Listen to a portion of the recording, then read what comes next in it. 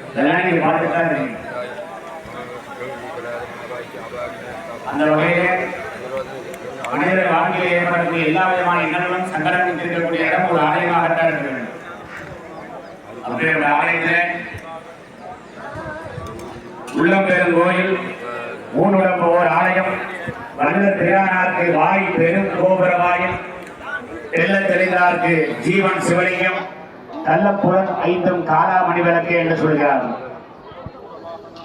நம்மளுடைய சரீரமே கோவில் என்ற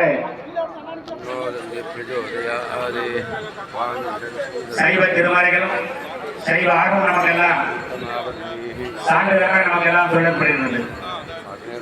உள்ளம் நம்முடைய மனசு ஆத்மா, அதுவே பெருங்கோயில் என்று சொல்லப்படுகின்றது. இந்த ஊன் உடம்பு எலும்புகளாகவும் சதைகளாகவும் நரம்புகளாகவும் பின்னப்பட்டுள்ள இந்த சரி